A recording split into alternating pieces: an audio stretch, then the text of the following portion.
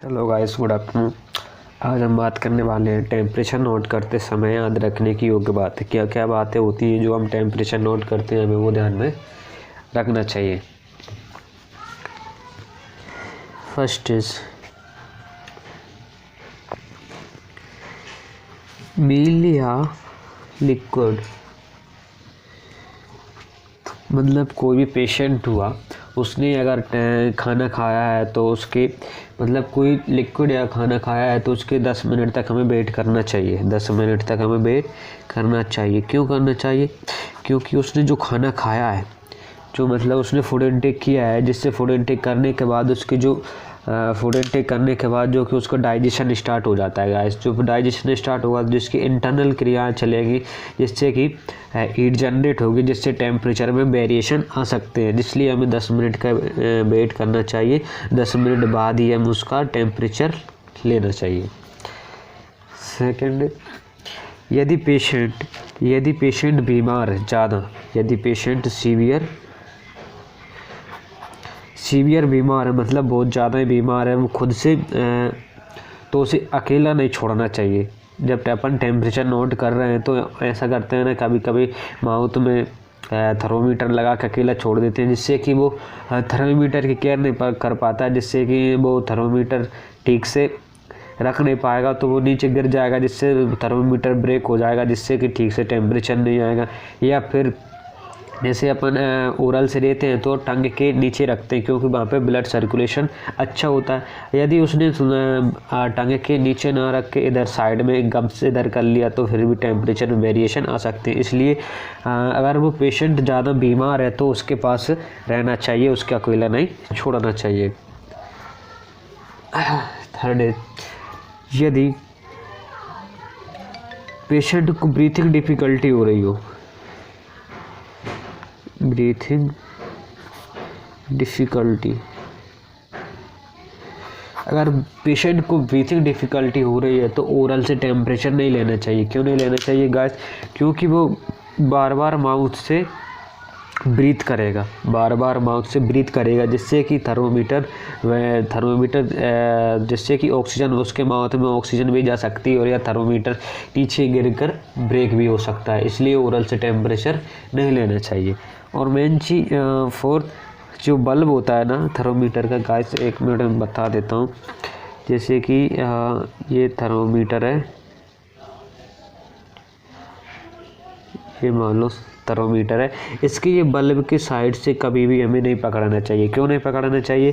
क्योंकि हमारे हाथ पता नहीं कंटामिनेटेड है।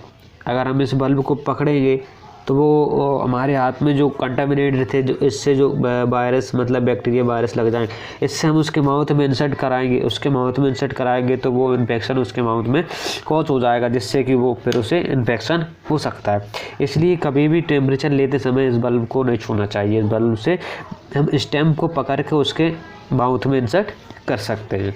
ठीक है गाइस।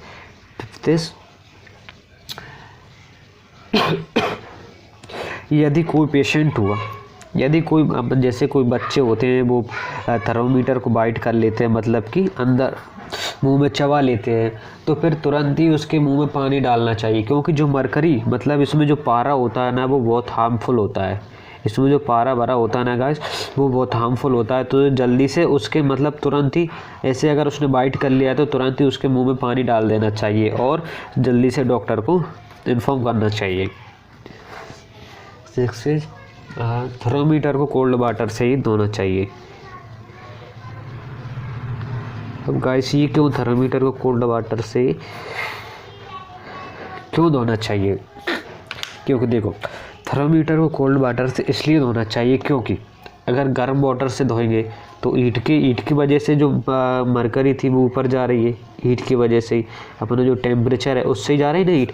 जैसे अगर हॉट वाटर से हम धोएंगे, उसका टेम्परेचर अपन मान के चलो, हॉट वाटर का कितना रहता है टेम्परेचर, मैक्सिमम ले लो 60 डिग्री सेल्सियस ही मान लो, तो अपना कितना रहता है 37 रहता है। तो 37 अपना जिसकी ये कैपेसिटी होगी उससे अगर एबव हो जाएगा मतलब हॉट वाटर से इसको क्लीन कर दिया तो उसका अगर जो कैपेसिटी उससे एबव हो जाएगा तो ये मरकरी मतलब ये ब्रेक हो जाएगा और टूट जाएगा, जिससे कि ख़राब हो सकता है। इसलिए कोल्ड वाटर से इसलिए धोना चाहिए कि को अगर जिसका टेम्परेचर कम रहेगा तो मरकरी ऊपर नहीं चढ़ेगी, जिससे कि कोई परेशानी नहीं होगी।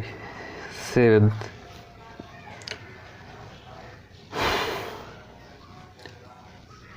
और थर्मोमीटर को अच्छी तरह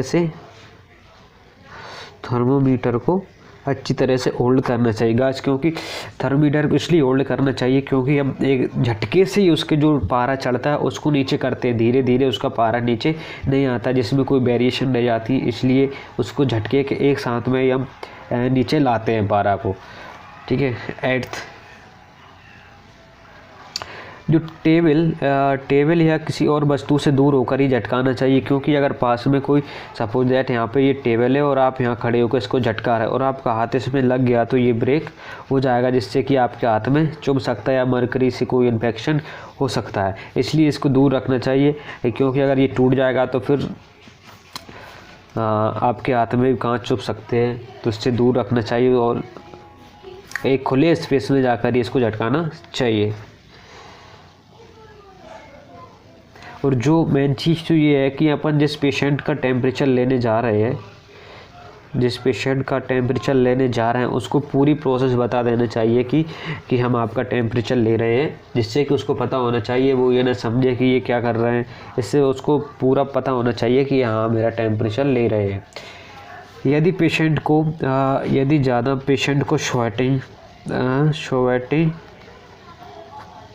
यदि पेशेंट को ज़्यादा स्वेटिंग हो रही तो टेम्परेचर दोबारा लेना चाहिए, क्योंकि स्वेटिंग की वजह से या तो बॉडी या तो कोल्ड हो जाती है स्वेटिंग की वजह से, क्योंकि जो स्वेटिंग मतलब पसीना निकलता है, जिसके पसीना के बाद जो वो वाटर रहता है ना बाहर के कांटेक्ट में आने से वो स्किन कोल्ड सी हो जाती है, मतलब थोड़ी ठंडी सी हो जाती है। इसलिए फिर से उसका टेम्परेचर लेना चाहिए, जिससे कि सही हम टेम्परेचर ले सकें। इससे जो स्वेटिंग की वजह से बहुत से वेरिएशन आ जाते हैं, इसलिए फिर से टेम्परेचर लेना चाहिए।